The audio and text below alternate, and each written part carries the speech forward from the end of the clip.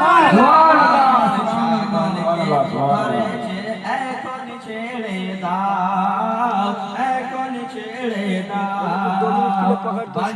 সালাম জানিয়ে বলল এ হালিমার প্যারা, এ হালিমার প্যারা। বাঘেরা সালাম জানিয়ে বলল এ হালিমার প্যারা, এ হালিমার প্যারা। আকা একটু দেখিয়ে দাও, আকা একটু দেখিয়ে দাও, আকা একটু দেখিয়ে দাও চেহারা প্যারা প্যারা।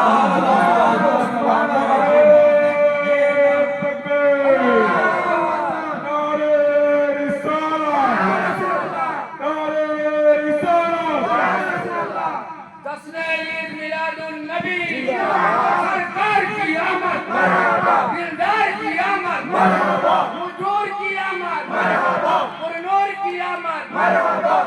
अल्लामा मुफ्ती अब्दुल सलाम मिसबाही साहब किबला, नारे तकबीर, नारे रिसालत। आका एक तो देखिए दाओ, आका एक तो देखिए दाओ চেহারা প্যারা প্যারা। আমার জীবনে এলো ভীষণ তুফানের ধারা, তুফানের ধারা, তুফানের ধারা। পার করো গো প্রিয় নবীজি, পার করো গো প্রিয় নবীজি ও আমিনার প্যারা।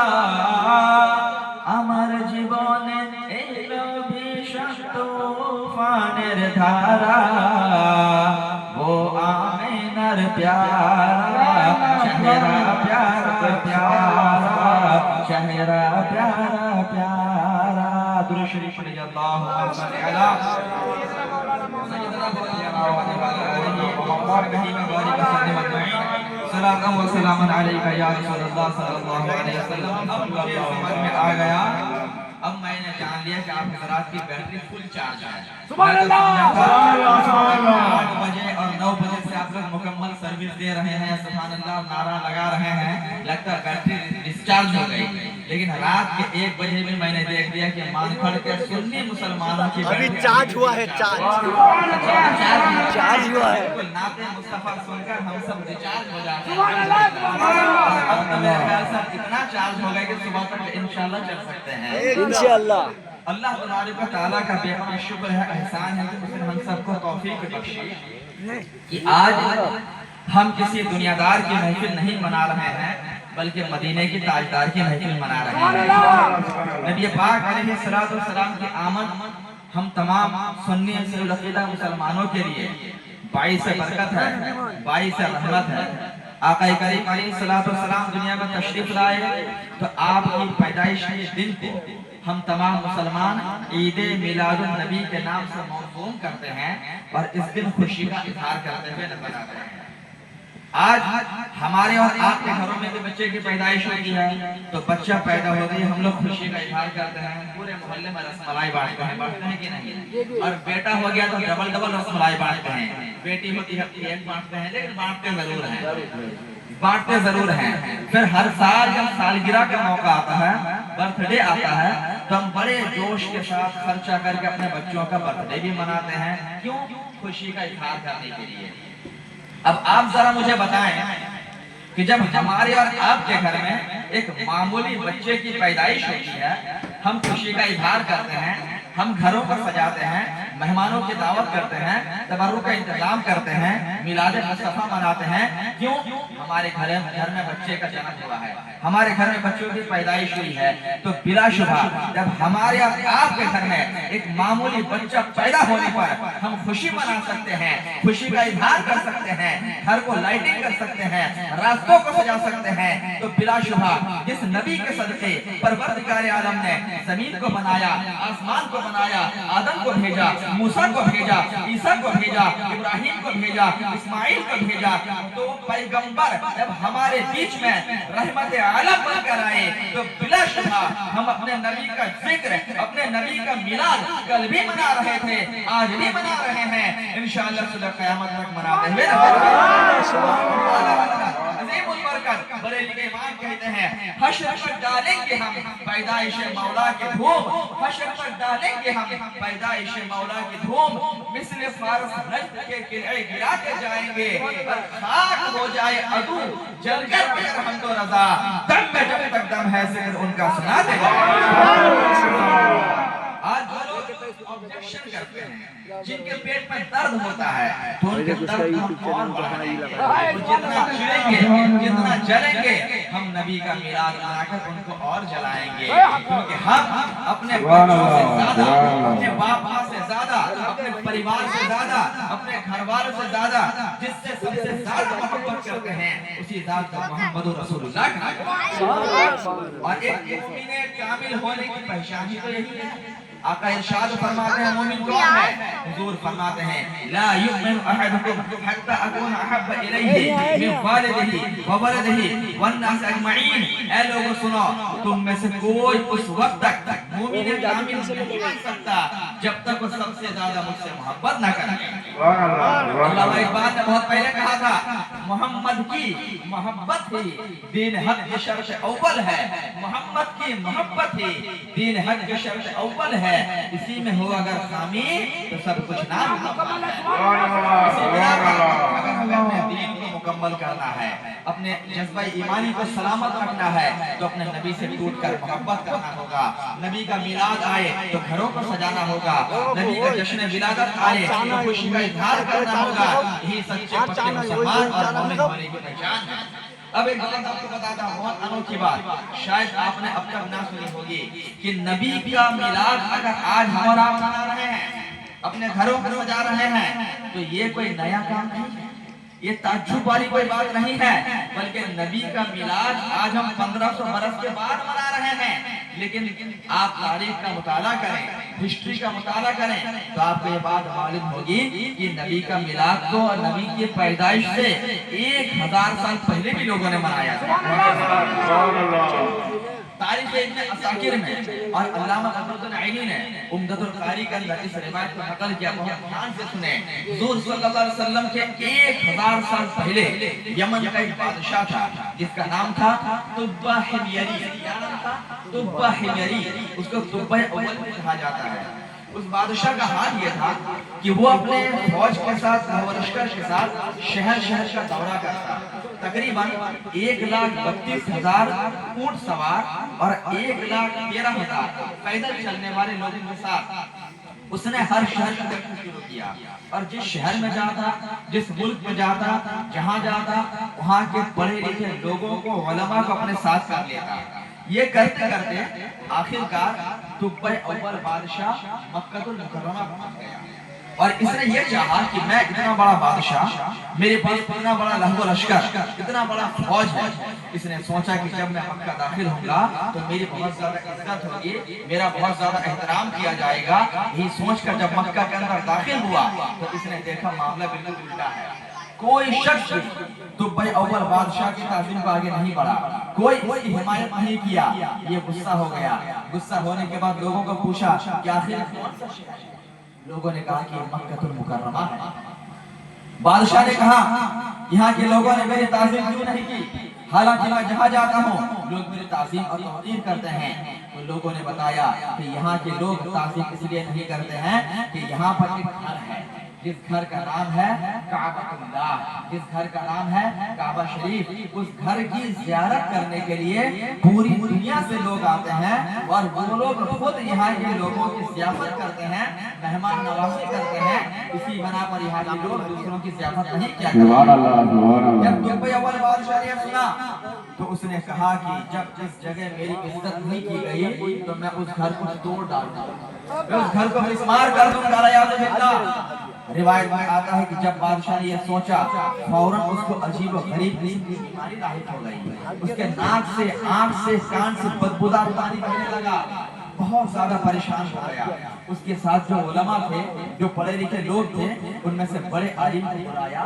بلانے کے بعد پوچھا کہ ذرا یہ تو بتائیے کہ مجھے کون سی بیماری لاحق ہو گئی ہے، نہ کوئی دوا کام کر رہی ہے، نہ کوئی دوا کام کر رہی ہے، آخر کیا علاج ہے؟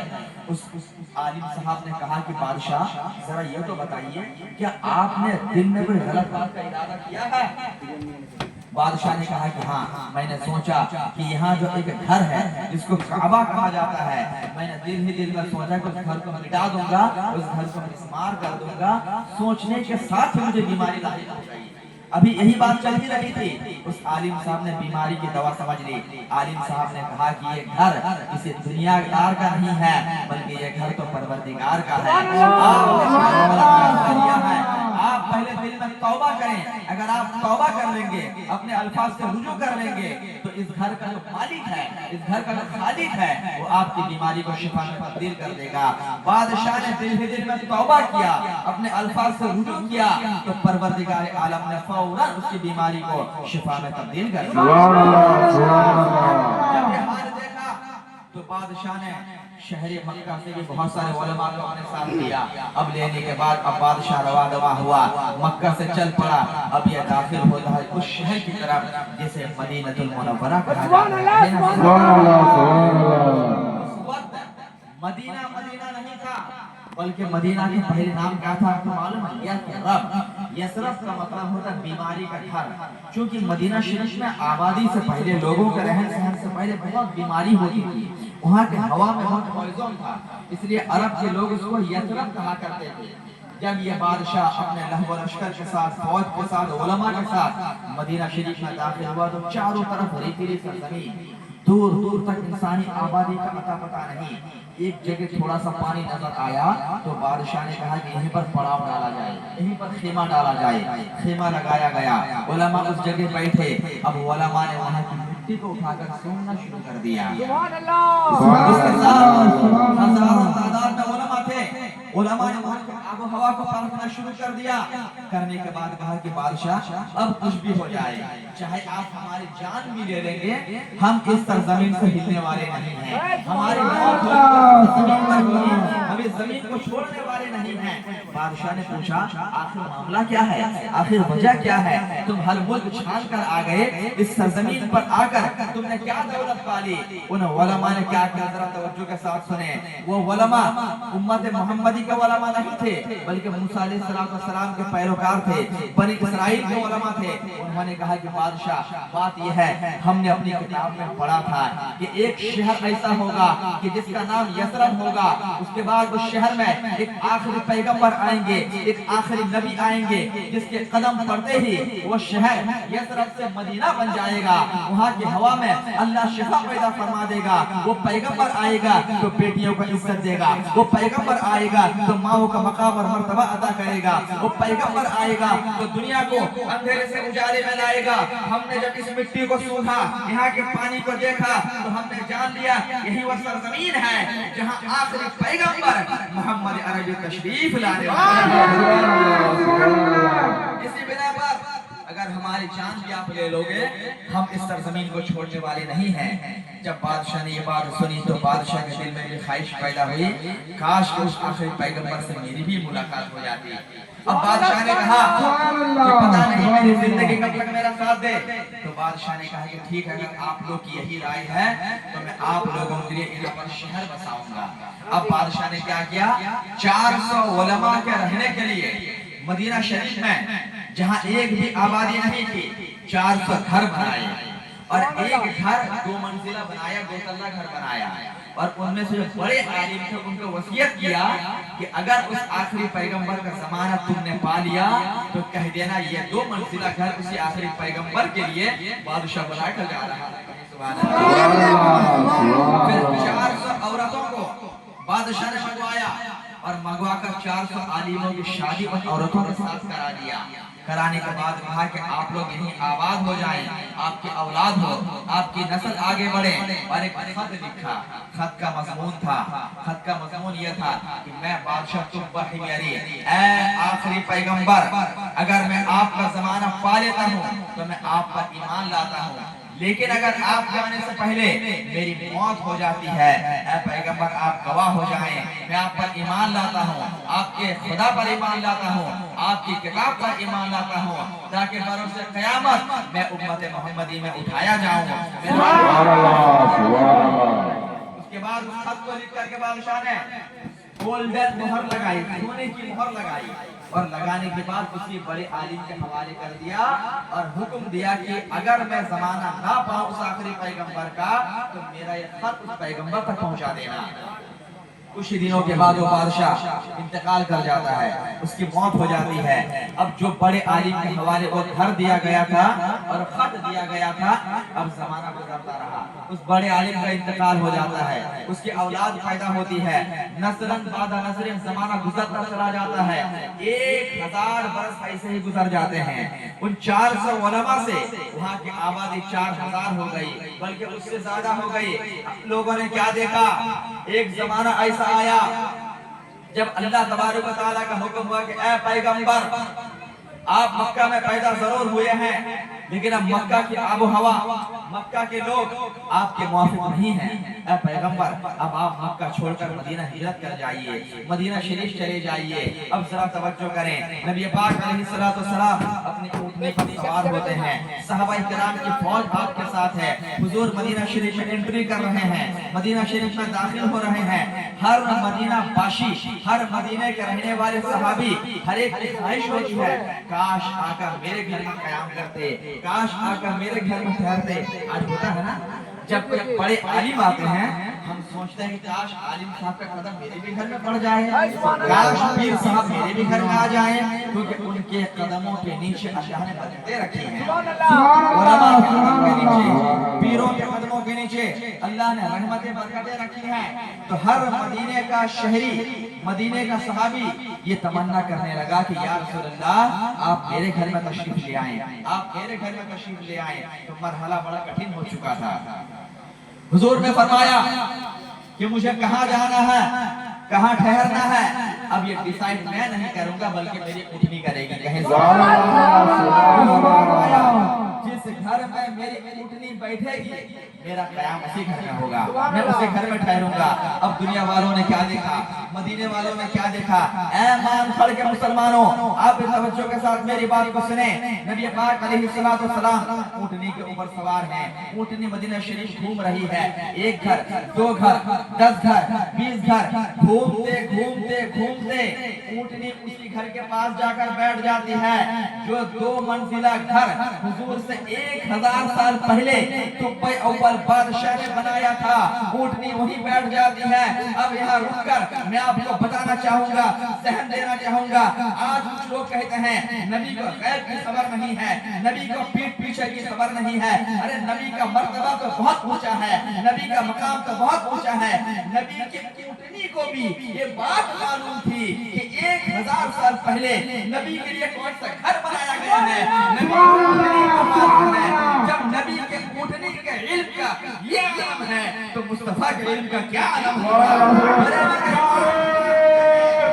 بریلی کے امام پکار اٹھتے ہیں اور کوئی غیب کیا تم سے نہا کو بھلا، جب جب خدا ہی چھپا تم پہ کروڑوں درود۔ سبحان اللہ، یا رسول اللہ، زندہ آباد، زندہ آباد، مرحبا، حضور کی آمد، پرنور کی آمد، غمخوار کی آمد، یاسین کی آمد، طه کی آمد، نعرہ تکبیر، نعرہ رسالت۔ بات سمجھ میں آ رہی ہے نا؟ 1000 سال پہلے بادشاہ نے نبی کے لیے کون سا گھر بنایا تھا اونٹنی کو معلوم ہے، اونٹنی کو۔ جب نبی کے اونٹنی کا علم کا یہ عالم ہے تو مصطفیٰ کے علم کا کون اندازہ لگا سکتا ہے؟ آج کچھ لوگ لمبا کوٹا چھوٹا پاجامہ پہن کر نبی کے علم کو ناپنے چلے ہیں، معاذاللہ کہتا ہے نبی کو پیٹ کے پیچھے کی خبر نہیں ہے، نبی کو کون کب مرے گا خبر نہیں ہے، سب اللہ جانتا ہے، سب اللہ جانتا ہے، نبی کو کچھ خبر نہیں ہے۔ ارے عقل کے اندھے اللہ نے سمجھ دی ہے تو حدیث اٹھا کر دیکھ، रिवायत उठाकर देख नबी को क्या क्या खबर है। अल्लाह ताला तो खुद कुरान में इरशाद फरमाता है वअल्लमका मा लम तकुन तअलम, ऐ महबूब हमने आपको सारी बातें बता दी जो आप नहीं जानते थे। सूरह रहमान में अल्लाह इरशाद फरमाता है अर्रहमान अल्लमल कुरान खलक़ल इंसान, रहमान वो है जिसने अपने महबूब को कुरान सिखा दिया, जिसने इंसान को पैदा फरमा दिया। यह नुक्ता भी जरा देखें, कुरान ने क्या कहा अर्रहमान अल्लमल कुरान खलक़ल इंसान। अल्लमल कुरान पहले अल्लाह ने अपने महबूब को कुरान सिखाया, फिर फरमाया खलक़ल इंसान। इसका मतलब यह हुआ कि इंसान पैदा नहीं हुआ, उससे पहले ही अल्लाह ने अपने महबूब को कुरान सिखा दिया। कहीं सुभान अल्लाह। देखें अर्रहमान अल्लमल कुरान खलक़ल इंसान, पहले अल्लाह ने अपने महबूब को कुरान सिखाया, फिर फरमाता फिर हमने इंसान को पैदा किया। अब जरा मुझे बताओ, जब इंसान पैदा ही नहीं हुआ था तो रब ने अपने महबूब को कुरान कहाँ सिखाया, कैसे सिखाया? अब जरा हदीस मुस्तफा पर गौर करो। मेरे आका इरशाद फरमाते हैं अव्वलु मा खलक़ल्लाहु नूरी, अल्लाह तबारक व तआला ने सबसे पहले मेरे नूर को पैदा फरमाया। आसमान को पैदा किया, न चांद को पैदा किया, न सूरज को पैदा किया, सबसे पहले अल्लाह ने मेरे नूर को पैदा फरमाया और उसी नूर को अल्लाह ने कुरान सिखाया।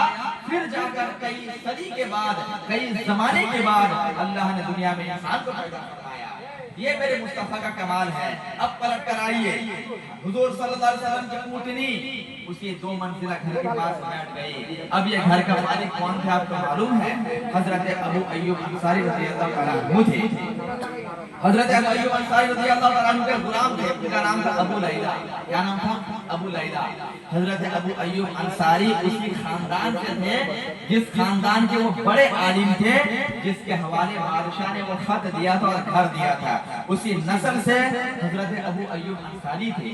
हजरत अबू अय्यूब अंसारी ने वो खत लेकर अपने गुलाम अबू लैला को भेजा कि जाओ हुजूर की अमानत ये खत है, हुजूर के हवाले कर दो। हजरत अबू लैला जाते हैं, हुजूर के पास हाजिर होते हैं। हुजूर से पहली मुलाकात अबू लैला की है। हुजूर फरमाते हैं अंत अबू लैला, अंत अबू लैला, जो अबू लैला है। हजरत अबू लैला हक्का बक्का रह जाते हैं। पहली मुलाकात, हुजूर पहली बार मदीना आए हैं, न जान न पहचान, हुजूर ने मेरा नाम कैसे जान लिया?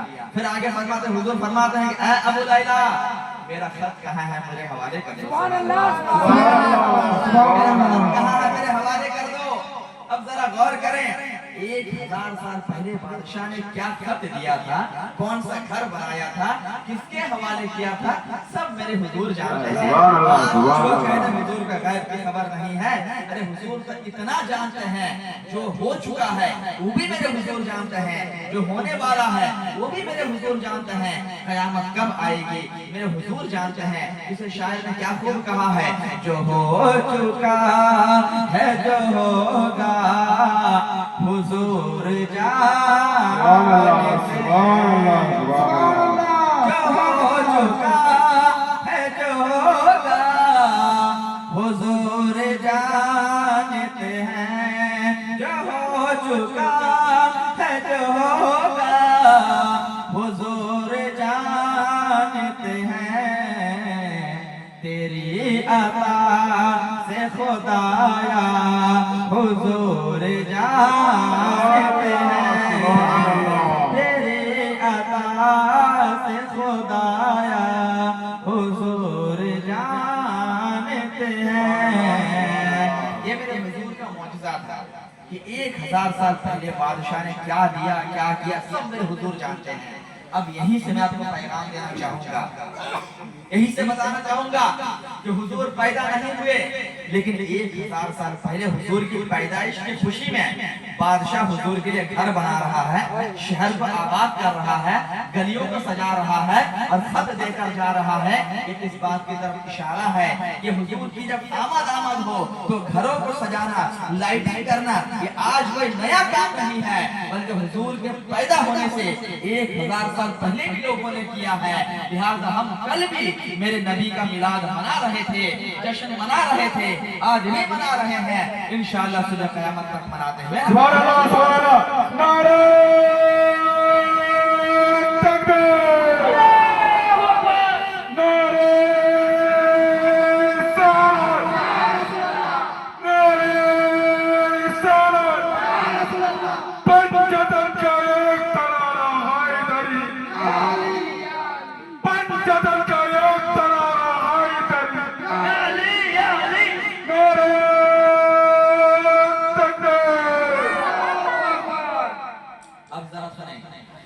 करीम अलैहिस्सलाम इस खाकदानी की टीम में तशरीफ लाए, रहमत आलम बनकर तशरीफ लाए, रहमतुल लिल आलमीन बनकर तशरीफ लाए। मतलब क्या है? मतलब यह है कि हुजूर रहमत, हुजूर हर एक पर मेहरबानी फरमाने वाले हैं, रहम करम की बारिश नाजिल फरमाने वाले हैं। और कुरान में हुजूर को क्या फरमाया? वमा अरसलनाका इल्ला रहमतल लिल आलमीन, ऐ महबूब हमने आपको रहमत बनाकर भेजा। किसके लिए? आलमीन, आलम के लिए।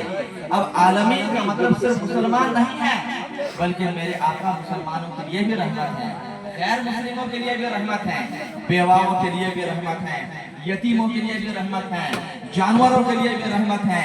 हर एक के लिए मेरे आका रहमत बनकर दुनिया में तशरीफ लाए, हर एक के लिए।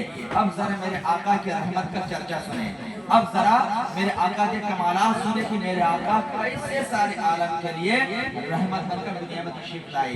क्योंकि यही पैगाम, यही मैसेज देने के लिए आज मैं आपके रूबरू आया कि मेरे आका के किरदार क्या थे, मेरे आका के अखलाक क्या थे, मेरे आका गरीबों के लिए, यतीमों के लिए रहमत बनकर कैसे तशरीफ लाए। आप जरा एक एक करके मुलाज़ा करें। दुरूद पाक सय्यदना मौलाना मुहम्मद मदनी जुद वल करम व अला आलिहि व अस्हाबिहि व बारिक अजमईन सल्लल्लाहु अलैहि या रसूल अल्लाह सल्लल्लाहु अलैहि वसल्लम। मेरे आका अलैहिस्सलाम यतीमों के लिए और बेवाओं के लिए सबसे बेहतरीन मावा और अजात है। सबसे ज्यादा गरीब और यतीम पर अगर किसी ने मेहरबानी की, शफकत की, उनसे मोहब्बत किया, तो मेरे आका करीम अलैहिस्सलाम की जात है। आज हमारे और आपके समाज में अगर कोई यतीम हो जाता है, कोई बेवा हो जाती है, कोई उनको पूछने वाला तो नहीं होता है। बेवा औरतें, यतीम बच्चे रमजान के महीने में दर दर की ठोकरें खाने पर मजबूर हो जाते हैं। आज हम अपने पैसों को, अपनी दौलत को फजूल खर्ची में उड़ा देते हैं। कितने लोग लॉटरी के नाम पर, कितने लोग जुए के नाम पर, कितने लोग माज़अल्लाह नशा करके अपने कीमती माल को बर्बाद करते हुए नजर आते हैं। हालांकि वही अगर देखा जाए हमारे समाज में, हमारे मुसलमान कौम में, हमारे पड़ोस में, हमारे मोहल्ले में कितने यतीम बच्चे होते हैं, कितनी बेवा औरतें होती हैं, कितने मिस्कीन होते हैं जो एक एक रोटी के लिए तरसा करते हैं। मेरे अजीज, फजूल खर्च ना किया करें।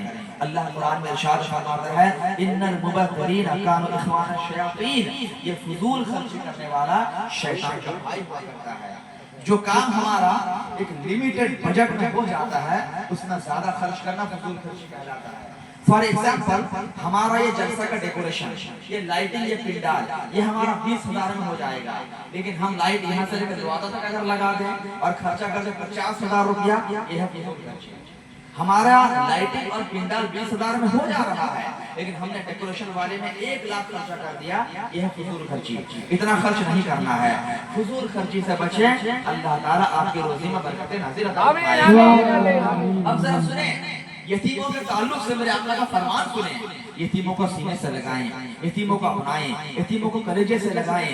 मेरे आका इरशाद फरमाते हैं जो शख्स, जो बंदा शफकत के साथ किसी यतीम बच्चे के सर पर हाथ रख देगा, कुछ ना पड़े, कुछ ना करे, फकत हाथ रख दे, मेरे आका रऊफ रहीम आका इरशाद फरमाते हैं उसके हाथ के नीचे जितने बाल आएंगे उतने बालों के बराबर परवरदिगार आलम इस बंदे के गुनाहों को माफ फरमा दिया। कितनी बड़ी बात है, बताइए। किसी धर्म में, किसी रिलीजियस में इस बात का पैगाम दिया जाता है कि यतीमों के साथ किसने सुलूक, ये पैगाम किसने दिया? ये उसी मदीने वाले आका ने दिया जो रहमत आलम बनकर दुनिया में तशरीफ लाए थे। मेरे आका एक और मकाम पर इरशाद फरमाते हैं जो शख्स बेवा औरतों के काम में लगा रहेगा और मस्कीन के साथ अच्छा सलूक करेगा, बेवा औरतों के लिए कुछ खाने पीने का इंतजाम करेगा, तो परवरदिगार आलम उस बंदे को शहीदों के बराबर सवाब अता फरमा देगा। सुभान अल्लाह, सुभान अल्लाह। एक और मकाम पर इरशाद फरमाते हैं कि जिस घर में, जिस दस्तरखान पर कोई यतीम होगा वो घर सबसे अच्छा और बेहतरीन घर होगा। यतीमों को फरामोश न करना, यतीमों के साथ अच्छा सलूक करना। अगर आपके रिश्तेदार में कोई यतीम है, आपके पड़ोस में कोई यतीम है, आपके मोहल्ले में कोई यतीम है, उस यतीम को कलेजे से लगा लो, क्योंकि ये तरीका किसी और का नहीं है बल्कि मदीने के ताजदार का तरीका है। आप यतीम को गले से लगाओगे, आप यतीम से मोहब्बत करोगे, आप बेवाओं की मदद करोगे, तो मदीने वाले ताजदार आपसे राजी हो जाएंगे। اور یتیموں کے ساتھ حسن سلوک کا پیغام تو میرے آقا نے خود ارشاد فرمایا. ایک شخص نبی پاک علیہ الصلوۃ والسلام کی خدمت میں حاضر ہوا, عرض کرنے لگا یا رسول اللہ میرا بچہ گم ہو گیا ہے, 2 دن سے میرے بچے کو تلاش کر رہا ہوں, نہیں مل رہا ہے, حضور آپ ذرا بتا دیں میرا بچہ کہاں ہے. یہاں پر عقیدہ بھی ذرا دیکھیں, صحابی کا عقیدہ یہ تھا کہ بچہ کہاں گم ہوا ہے حضور جانتے ہیں, اور وہابی کا عقیدہ یہ ہے کہ معاذ اللہ حضور کو پیٹ پیچھے کی خبر نہیں ہے. اب ذرا بتائیں گے صحابی کے سنے کہ وہابی کے سنے, آپ کو فیصلہ کرنا ہے. صحابی کا عقیدہ یہ ہے کہ بچہ کہاں غائب ہو گیا حضور جانتے ہیں, ورنہ جا کر بچے کو تلاش کرتا, گھر میں کسی کو پوچھتا, پڑوس میں پوچھتا, لیکن نہیں سیدھا رسول اللہ کے بارگاہ میں آ گیا, حضور میرا بچہ کہاں گیا آپ ذرا بتا دیجئے. حضور کو اللہ تبارک و تعالیٰ نے عالم غیب بنایا تھا. حضور نے آنکھوں کو بند کیا, ارشاد فرمایا سنو فلاں جگہ پر فلاں محلے میں تمہارا بچہ دوسرے بچوں کے ساتھ کھیل رہا ہے, جاؤ وہاں جا کر اپنے بچے کو لے لو. سبحان اللہ سبحان اللہ. لیکن حضور کی تعلیم ذرا دیکھیں, حضور کی شفقت اور مہربانی ذرا دیکھیں. حضور ارشاد فرماتے ہیں اے فلاں شخص تم اپنے بچے کو لانے تو جا رہے ہو, لیکن ایک بات دھیان سے سننا, وہاں پر جانے کے بعد تم اپنے بچے کو گلے سے نہ لگانا, تم اپنے بچے کو بیٹا کہہ کر مت پکارنا, تم اپنے بچے کو کلیجے سے مت لگانا. اس شخص نے پوچھا کہ حضور آخر وجہ کیا ہے, آخر اس کا ماجرا کیا ہے. حضور ارشاد فرماتے ہیں اے مان پڑھ کے مسلمانوں, حضور کا پیغام دیکھو, یتیموں پر شفقت دیکھو. میرے نبی فرماتے ہیں کہ جب تم 2 روز کے بعد اپنے بیٹے سے ملو گے, ہو سکتا ہے شفقت پیدری کی وجہ سے, باپ کی محبت کی وجہ سے تم اپنے بچے کو گلے سے لگا لو گے, بیٹا بیٹا کہہ کر پکارو گے. ہو سکتا ہے ان کھیلنے والے بچوں میں کوئی یتیم بچہ بھی ہوگا, کوئی غریب بچہ بھی ہوگا. جب تم اپنے بچے کو بیٹے کہہ کر پکارو گے تو جو یتیم بچہ ہوگا وہ سوچے گا کاش میرا بھی باپ زندہ ہوتا, آج وہ مجھے بھی بیٹا کہتا. جب تم اپنے بچے کو گلے سے لگاؤ گے تو یتیم بچہ دل میں تمنا کرے گا کاش میرا باپ بھی زندہ ہوتا, آج اسی طرح مجھے بھی گلے سے لگاتا, مجھے بھی کلیجے سے لگاتا. لہذا تم جانا اور دور سے اپنے بچے کو بلا کر گھر لے کر چلے آنا, گھر میں جا کر اپنے بچے سے محبت کر لینا. یہ پیغام اس رحمت للعالمین کا ہے. سبحان اللہ سبحان اللہ. آج دنیا کا انسان کوئی کسی کا نہیں ہوتا ہے, کوئی کسی کے لیے جیتا مرتا نہیں ہے, لیکن وہ رحمت عالم بن کر آئے تھے, یتیموں کے ماں اور ملجا بن کر آئے تھے. میرے حضور نے یتیموں کا کس قدر خیال کیا ذرا دیکھیں, کس قدر ذرا حضور نے پیغام دیا ذرا دیکھیں. یتیم کے ساتھ کیسے محبت کرنے کا حکم میرے آقا نے دیا ہے. یہ پیغام محمد عربی کا ہے. اس لیے میرے عزیز اگر آپ کے رشتہ داروں میں, گھروں میں, پڑوس میں, محلے میں کوئی یتیم بچہ ہے تو اس کے لباس کا, اس کے کھانے پینے کا, اس کی تعلیم کی ذمہ داری آپ لے لو.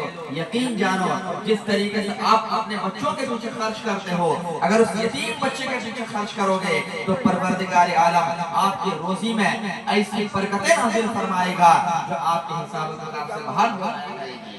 یتیموں کا خیال کیا کرے, یہ یتیموں کے لیے میرے آقا کی رحمت تھی. اب اور آگے بڑھیں. میرے آقا کریم علیہ الصلوۃ والسلام بہنوں کے لیے بھی رحمت بن کر دنیا میں تشریف لائے, بہنوں کے لیے. اور بہنوں کے ساتھ میرے نبی نے کیا سلوک کیا آپ کو معلوم ہے. آج اللہ ماشاءاللہ بہنوں کے ساتھ انصاف نہیں ہوتا ہے. سیدھی بات تو یہی ہے کہ جب باپ کی جائیداد اور پراپرٹی تقسیم کرنے کی باری آتی ہے تو بہن کو سائڈ کر دیا جاتا ہے. بیٹے لوگ سوچتے ہیں کہ ہم تو باپ کو دیکھتے ہیں, باپ کی دوا پانی کا خرچ ہم کرتے ہیں, دوڑ بھاگ ہم کرتے ہیں, لہذا جائیداد اور گھر کا مالک اور بٹوارے میں حصے ہم ہی لوگ پائیں گے, بیٹیوں کو کوئی حصہ نہیں ہوتا ہے. یہ بول کر بھائی لوگ بہن کو سائڈ کر دیتے ہیں, لیکن یاد رکھیں یہ سراسر ظلم ہے. قرآن نے کہا ہے للذکر مثل حظ الانثیین, یعنی قرآن نے بیٹوں کے ساتھ بیٹیوں کا حصہ بھی متعین کر دیا ہے. اگزامپل کے طور پر اگر کوئی باپ دنیا میں 3 بیگھہ زمین چھوڑ کر جا رہا ہے تو بیٹا 2 بیگھہ پائے گا اور بیٹی 1 بیگھہ پائے گی, یعنی بیٹا ڈبل پائے گا اور بیٹی سنگل پائے گی. یہ شریعت کا نظام ہے. لیکن آپ لوگ اپنے دل پر ہاتھ رکھ کر بتاؤ کتنے لوگ ایسے ہیں جو بیٹیوں کو, بہنوں کو ان کا حصہ دیتے ہیں؟ کتنے لوگ دیتے ہیں؟ یہ بیٹیوں کے ساتھ ناانصافی ہے.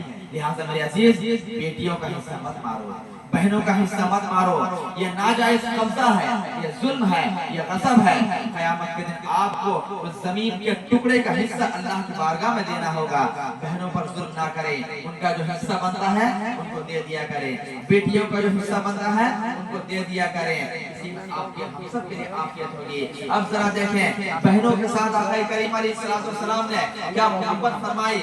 आपकी सगी बहन तो नहीं थी, लेकिन आपके दूध शरीक बहन थी, रज़ाई बहन थी, हजरत शीमा रज़ियल्लाहु ताला अन्हा, जिसने नबी पाक अलैहिस्सलाम के साथ हजरत हलीमा रज़ियल्लाहु ताला अन्हा का दूध पिया था, यानी एक ही मां से दोनों ने दूध पिया था।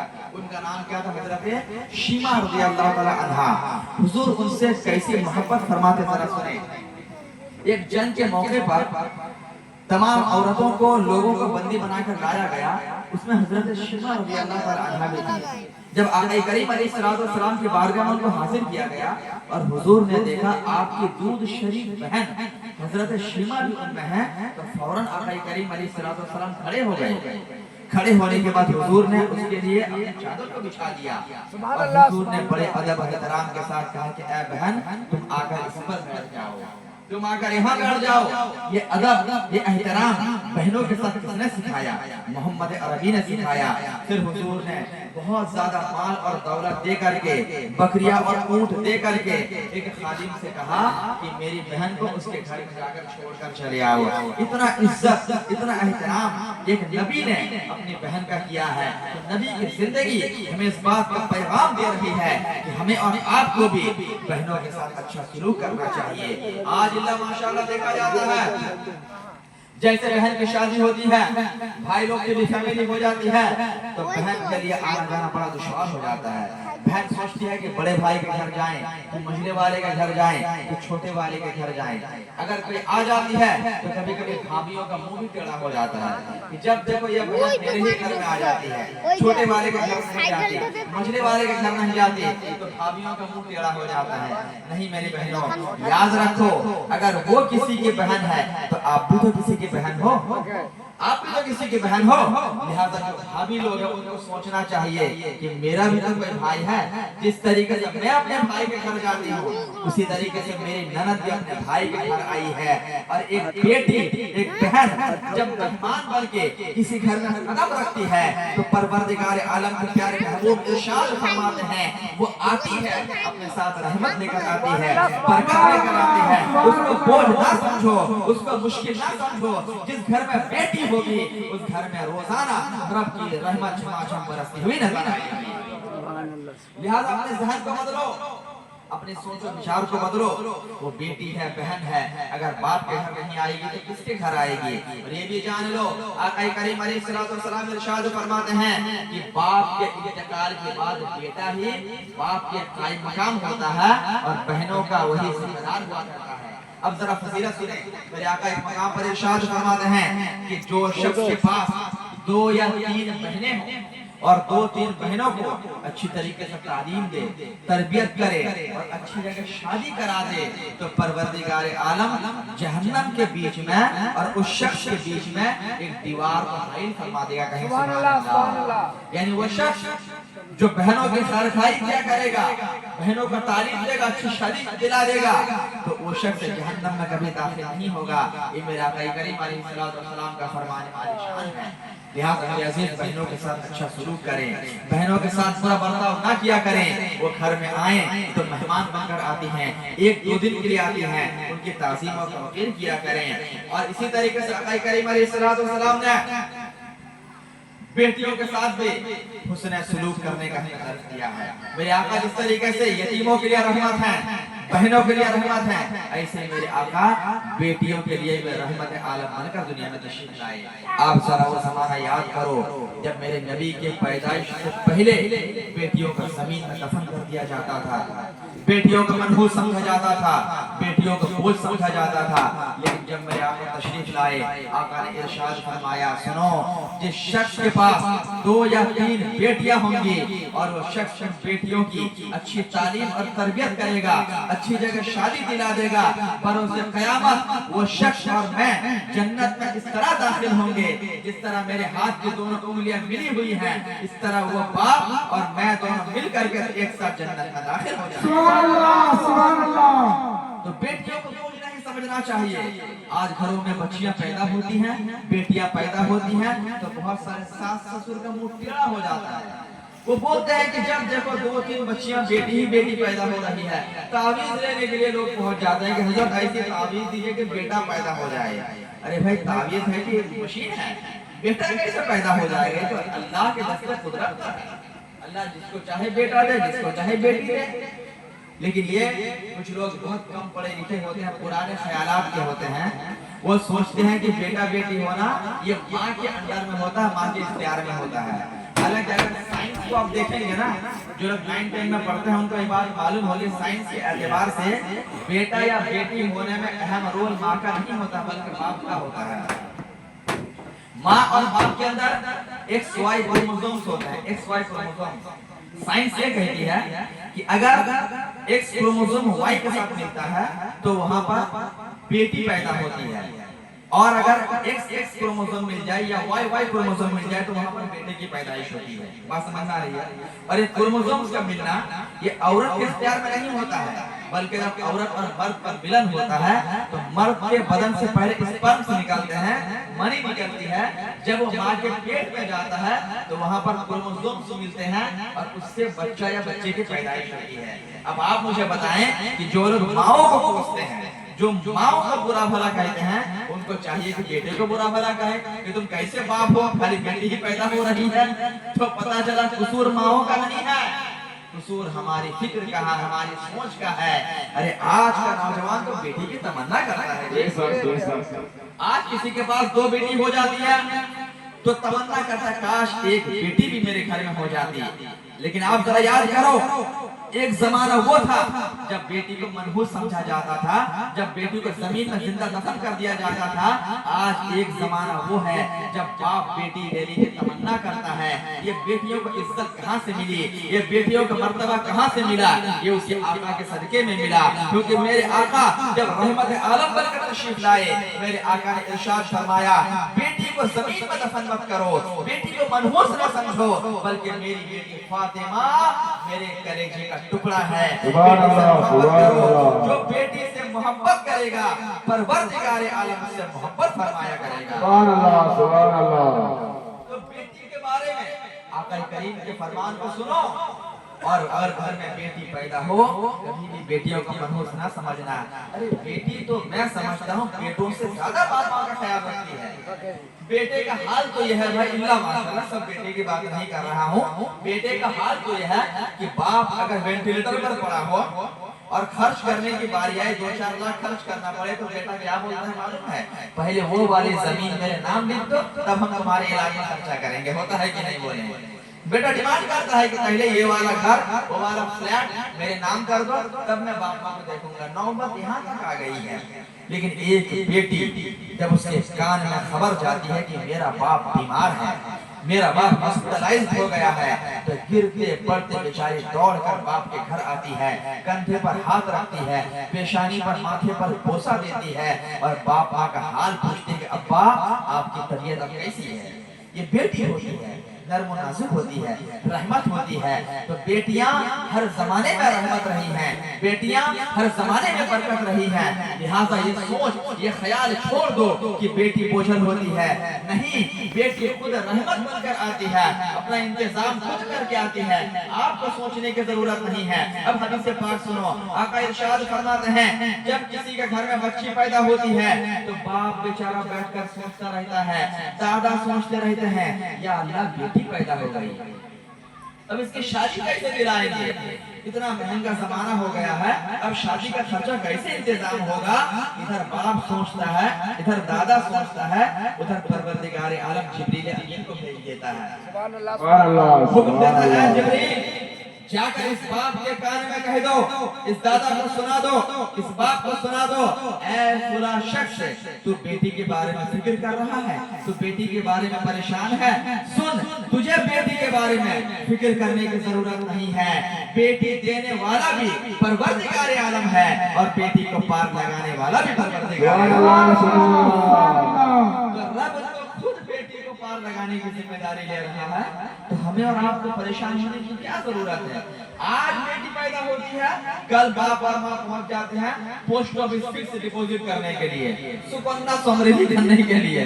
क्या करना है, 20 साल के बाद जब एफडी निकलेगा तो बेटी की शादी कराएंगे। और वो ना, इसमें हम लोगों की गलती भी है, हमने शादियों को इतना महंगा कर दिया है कि आज गरीब बाप बेचारा सोचने पर मजबूर हो जाता है।